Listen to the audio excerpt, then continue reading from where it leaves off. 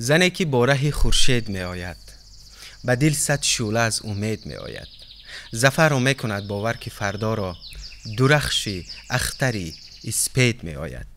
زنی که با نور و گرمای امید راه می پیماید. زنی که با لطافت و نزاکت و ملاحت سخن می آید.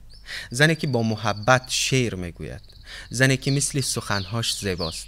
او می آید تا در ذهن شعله فروزاند، به دل تسکین بخشد و با شعر فردا را باور سازد. و امروز همین زن را داریم که با ره خورشید می آید. استاد دانشگاه دولتی خوجند، روزنامه‌نگار، شاعر ثریا حکیم‌آوا. درود بر شما، خوش آمدید.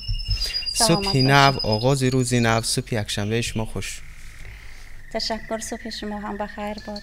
عادتا روزهای یکشنبه یا روزهای استراحت ذهن خود را به چه کارهای مشغول میکنید؟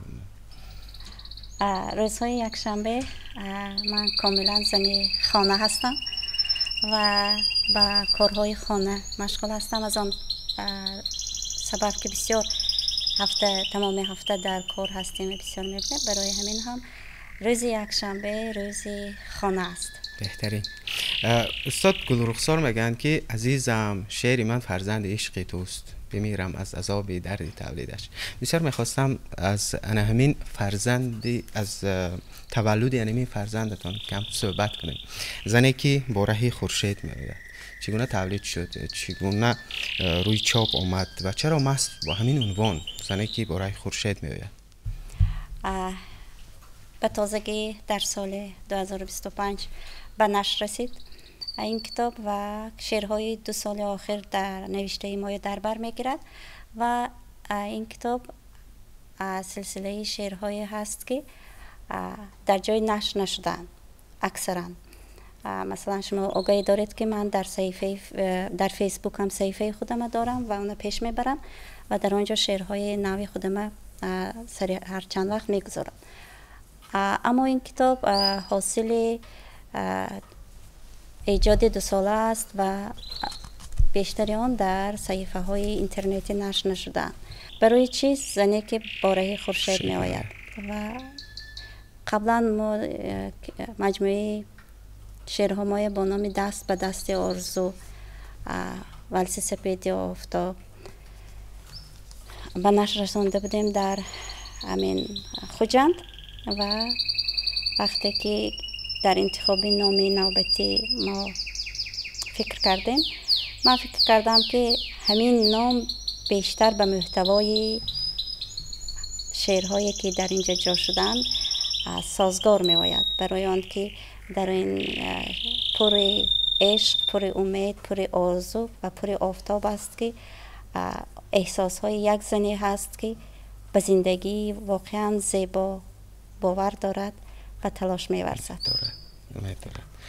خوب، من در صفحه اجتماعی چون شما گفتید نمونه از ترجمه های شما را خواندم. بیشتر از کدام زبان ترجمه میکنید و این ترجمه چی عنصرهای را بیشتر به نظر میگیرید؟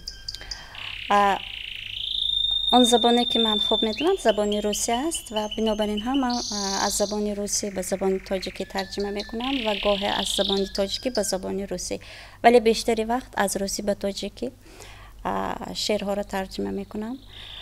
و پیش از آن که گویم در مورد ترجمه گویم، خیلی افسوس میخورم که در وقتش، در زمانی که امکانها بود، من نتوانستم نکردم دیگر زبانهای از خود نکردم. مثلا چه خوب بود اگر امروز من انگلیسی را با اون سطحی که برای ترجمه اجازت دهد میدانستم و امروز چقدر شعرهای تاجیکی ما میتوانستم با زبانی انگلیسی ترجمه کنم و به همین طریق با جهانیان ادبیات تاجیک معرفی کنم، ادبیات معاصر تاجیک. ولی متاسفانه تنها زبان روسی که بلد هستم و زبان انگلیسی فقط زبانی گفتگویی برای به یگانجا رفتن و صحبت کردن کفایت میکنه خلاص. و انا وقتی که من ترجمه میکنم، انتخاب میکنم، یکی از پرینسیپ های اساسی من این است که من از شعرهای شاعران زن انتخاب میکنم و دومش من هنگام انتخاب وقتی که شعرهای انتخاب میکنم، وقتی که میخونم بیشتر به دلم جا شده باشد و وقتی که ترجمه بسیار شعر عالی باشد هم وقتی که میبینم که من همین به سطح عالی ترجمه کردن نمیتونم به اصل، من به ترجمه آن دست نمیزنم یا که ترجمه آن به فرصتی دیگر میگذارم که من پر شوم. چندین بار روزها میخوانم، گرفته همون شعر میخوانم، اما به ترجمه دست نمیزنم، برای اینکه من میدونم که من این کار حاضر کرده نمیتونم. مهمترین نکته که وقتی ترجمه و ترجمان هایم در دانشگاه هم به نظریه ترجمه درس میدیم، به دانشجو، به ژورنالیستان دانشگاه دولتی خوجند، پیش از همه همون انتقال دادن مضمون و محتوا و احساسی هست که در همین شعر هست. و در یکی از صحبت ها هم یکی از استادان گفته بودند که مثلا گیریم ترجمه به ترجمان وابسته است که تا کجا یک خلق، یک ملت، یک زبانی که با زبانی دیگر گفتگو میکند همون شاعر شناسد، همون شاعر قبول کند. مثلا گیریم وقتی که ما استاد لایق شعراشون به درجه محبت داریم، اما وقتی که ترجمه خوب نشود میتوانند گویند که قبول نکنند با آن اندازه که ما قبول کردیم و ما دوست می‌داریم. همین گونه ترجمه های من هنگامی که در تحریر ترجمه از نیمیسی به زبان تاجیکی مشغول بودم، اون ترجمان شاعرها ترجمه نکرده بودن، متخصصایی که زبان نیمیسی میدونستن ترجمه کرده بودن از روی یک برنامه. و من هم همیشه گفتم که شاعرای معاصر، مثلا شعرش نخوندم، شاعرای آلمانی هم چندان با اون درجه‌ای که من تصور می‌کردم نبودن. گپ در سر این نیست که من آنها همین طور نیستن، ترجمه همین طور رساند به من. یعنی که من با اون درجه‌ای که تصور داشتم و از اونها دیگر امیدواری داشتم همون چیزا گرفتن نتوانستم. شاید اگر شما زبانی نمی‌نویسید، بله، اگر من شاید بله بهترین چیزهای برای خودم کشف می‌کردم. یعنی که خیلی خیلی کاری دشوار است، خیلی خیلی مشکل است که شما توانید همین احساس‌های محتوای داده توانید. مثلا گریم اگر وقتی که ما شعرهای میخونیم، امروز من از جمله با ترجمه شعرهای گلزاده ستنلی و قرغیز مشغول هستم و روزهای آخر. این مثلا من قرغیزی نمیدونم، در زمان شوروی هم همین طور بوده است.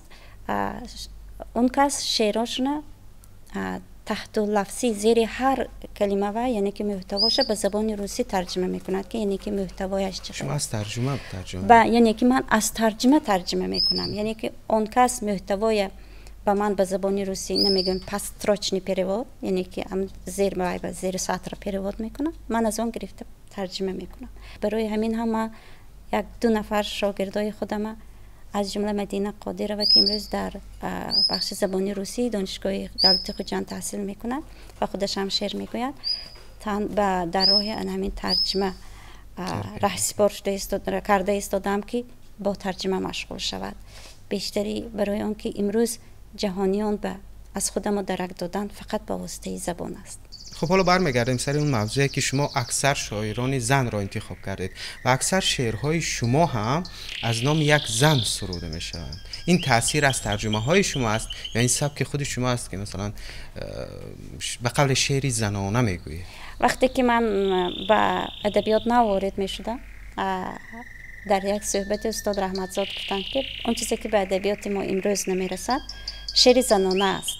یعنی شعر زنانه چی است؟ شعر زنانه اون چیزی که احساسهای یک زن تجسم کرده تواند. وقتی که یک نفر شعر توی میخواند گوید که اینه زن گفته است. و بعد از این صحبت واقعا هم در مورد، چون خودم هم در مورد شعر پژوهش داشتم و جنبه اجتماعی شعر معاصر تاجیکی و کار علمی میکردم همون مرحله، به واقعا هم با توجه کردم به شعر زنانه و جستجو کردم، آموختم که خود شعر چیست، شعر زنانه چیست، آیا می شود شعر زن و شعر مرد به هم جدا کرد؟ اون علاقه یک بحث دیگری است که شعر مردانه و شعر زنانه. ایده میگویند که اصلا شعر باید مردانه و زنانه نباشد، ایده میگویند که شعر باید حتما مردانه و زنانه باشد، یعنی که مشخص شود که گوینده اون کی است. اما هدف من هم همین بود که من باید که به ادبیات معاصر تاجیکی با شعر زنانه خودم وارد شوم و همون کم بوده که استاد گفتن در یک کمی کم بوده برطرف کردن سهم خودم میگذارم و اول به همین بعدا وقتی که ما از احساس میگوییم خواه و نخواه احساس های شخصی وقتی که ایجاد میکنید تاثیر میگذارد. مثلا گریم بسیاری ها همیشه از مخاطبی شعر میپرسند از شاعرها و در برابر آن که ما میگوییم که شعر ما مخاطبی مشخص ندارد، ما باید دانیم که احساس های خود شاعر حتما به اون شعر جا می شود. برای امین هم من که از احساس های یک مرد آگاه نیستم هیچ وقت نمیتوانم شعر مردانه گویم. یعنی که من همین تفکر و قبول و دید زن و مرد از هم دیگر فرق میکند. شما که میدانید مثلا برای شما این لیوان من دیگر خیلی میبینم، دیگر خیلی قبول میکنم، دیگر شما دیگر خیلی قبول میکنید. مثلا گریم شما اگر بیشتر به داخلش که چی دارد توجه کنید، شاید من به همون زیبایی با نقش نگاری که در روی این لیوان کشیده شده است توجه میکنم. این از دایره بینش هر کس هست. بله. و علاقه دایره بینش هر کس است و اینجا به علاقه من با نگاه یک زن نگاه میکنم، شما با نگاه یک مرد نگاه میکنید. خب فکر نمیکنید که دایره خواننده های شما را محدود میکند؟ مثلا یک مرد مثلا معقولش میشود میخواند البته، اما مثلا نمیتواند جای اون قرائت کند، یا یک سراینده مرد نمیتواند اون در صحنه با آهنگ سرایت. بله این فکر شما هم درست است. من فکر میکنم که نه. برای چی؟ برای اون که مردها همیشه توجه دارند که زنها چی میگویند، احساسهای زنهای آموختن میخواهند و این 100 ساله ها 1000 ساله ها هم در جستجوی آن هستند که بدانند که احساس یک زن یعنی که زن چی میخواهد از مرد.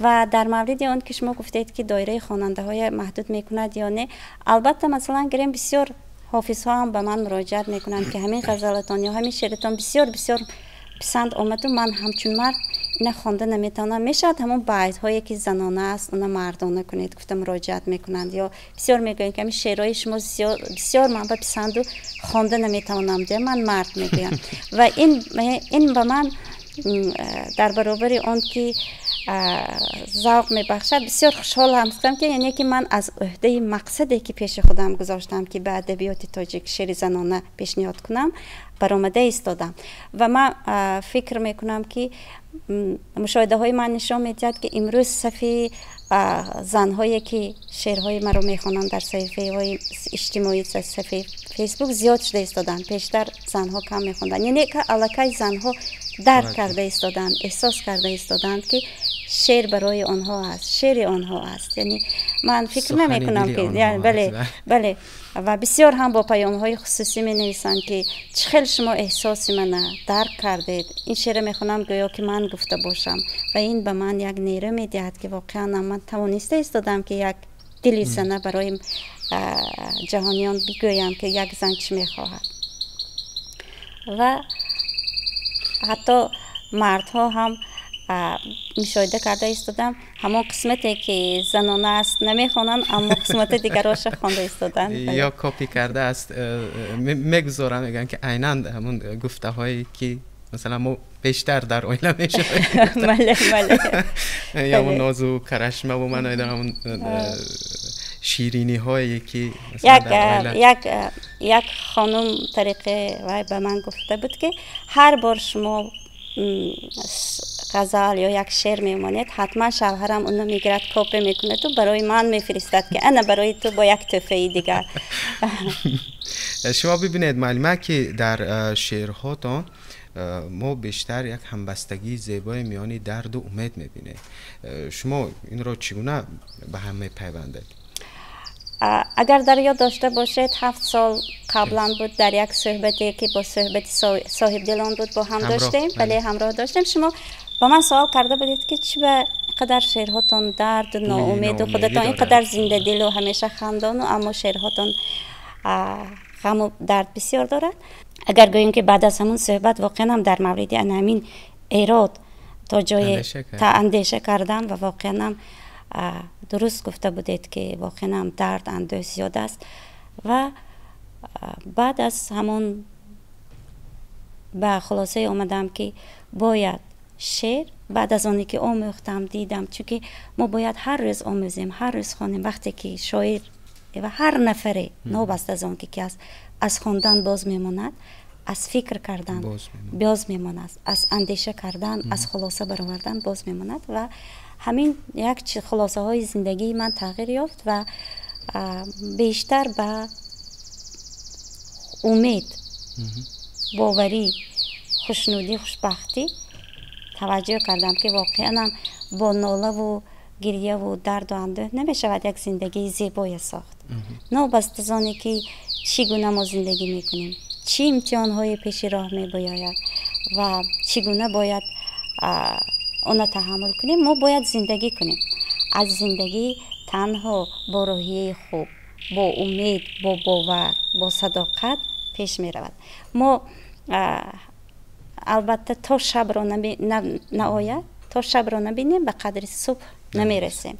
و اون مرحله زندگی من هم شبی بود که انتظار صبح بودم و یک چیزی خیلی عمیق برای خودم درک کردم که هیچ کس برای خوشنودی من وظیفه دار نیست. هیچ کس برای من مسئول زندگی من نیست و هیچ کس برای من یک زندگی خوشبختانه به جز خودم ساخته نمیتواند. و اگر هر نفر فهمد که وای مسئول زندگی خودش است، مسئول تبسم های خودش است، و اون نفر الکی به زندگی با دیگر نگاه نظر می‌دهد. آشا میگوید که زندگی در هیچ وجه منفعت دار نیست که چیزی را در آینده برای شما وعده بدهد. زندگی پولی نقد است، همین حالا و همین جا.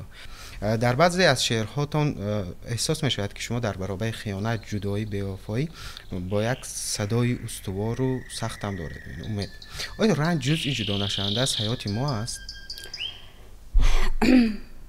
بله، برای آن که تا حاضر قبلا هم گفتم که تا یکی نباشد دیگری را ما قدر نمی کنیم. همین رنج است که ما به ارزش شادی و خوشنودی و خوشحالی می رسیم. درد هست که ما سلامتی می دونیم و اگر یکی دیگر نمی بود دیگری را ما قدر هم نمی کردیم. و من فکر می کنم که رنج و درد هر نفر به اندازه توان همون نفر هست و اینم 100,000 ساله ها گفتن در کتاب مقدس هم این گفته شده است.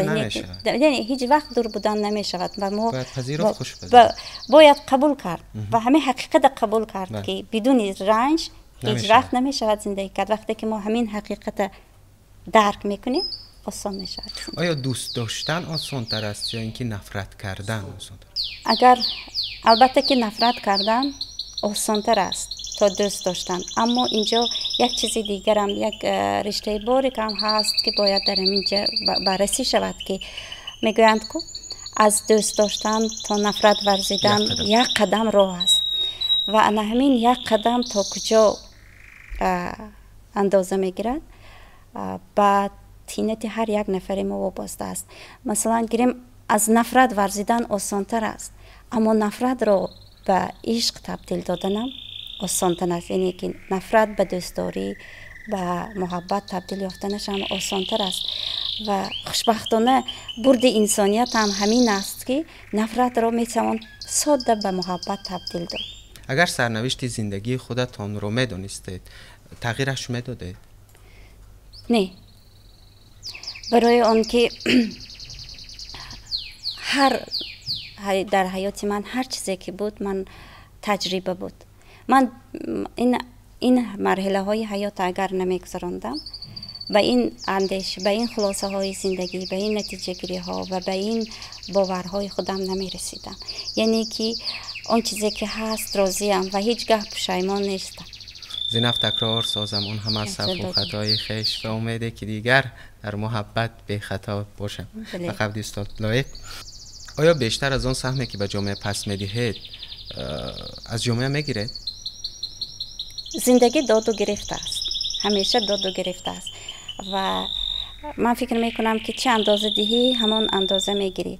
جامعه اونقدر جامعه با هرچی به جامعه دهی من باوری دارم و دیده ایستادم که از اون بیشتر به تو میدهد و من به این اندیشه هستم که اون چی میدهم میگیرم. نداده دست و دست از کس نمیگیری. آیا زندگی فقط باید یک معنا داشته باشد؟ یک معنا حتما وقتی که ما درباره معنی زندگی فکر میکنیم بسیار بسیار اندیشه ها آدم فرا میگیرد، اما شخصا من فکر میکنم که حتما باید یک معنی مرکزی باید باشد که دیگر همچون آهن ربا دیگر معنی های زندگی گرد خودش دور زنانده تواند و همین معنی باید پیش از همه عشق، محبت و زندگی باید باشد. و چرا ما باید معنی زندگی را دانیم؟ برای آن که دانستن معنی زندگی یعنی که با چشم بینا راه رفتن است. وقتی که ما معنی زندگی درک نمی کنیم، معنی زندگی فهمیده نمی توانیم یا که قبول نمی کنیم، ما به همان نفر مانند هستیم که با چشم پوشیده راه می رود. اگر ما معنی زندگی دانیم و دانیم که ما فرصتی کوتاه داریم و این آمدن ما رفتن دارد، ما با چشم بینا راه می رویم، مقصد ما پیش بمیگذاریم، یعنی که آسانتر است برای ما زندگی طی کردن، زندگی کردن. اندیشه شما چرا همه چیزهایی که باعث آرامشی یک کس می شود برای یک نفر دیگر دردناک است و قبل احسان رجبی چرا یک به یک هرگز برابر نیست؟ برای آن که زندگی داد و گرفت است، چنانه که ما گرفتیم به هر چیزی که ما میگیریم باید پاداشش دهیم. مثلا آرامش من میتواند که وقتی که من میخواهم آرامش باشم، آرامش یک نفر باید که مثلا گریم فرض کنیم پامال نکنیم. اما بله برای همین هم در زندگی ما همون خط قرمز میگن که خط سرخ است که ما باید گرد همون خط خودمو گردیم و هیچ وقت سعادت خودمو از سعادت دیگر ها نباید سازیم و انا همین معنی درک کردن هم بسیار دشوار است، برای آنکه هر کس ایگویسم خودش دارد، معنی خودش دارد، ایگوی خودش دارد و ما بسیار مثلا گریم بسیار در صحبت ها هم گفتیم که ما هیچ وقت نمیگوییم که من این صبح میرم فلان نفر آزار میدیم یا این صبح میرم با کسی جنگ میکنم یا دروغ میگویم، یعنی که هیچ کس هم تگریم اگر در زندگی نفر نیست که در ذهن خودش بد تربیه کند. همیشه تلاش میکند که بعد تصور کند، همیشه تلاش میکند که بهترین آدم باشد، بهترین انسان باشد. خوش آمدید معلم عزیز. سلامت باشید. با چی شعری تازه با بیننده های ما خیر خوش میکنید؟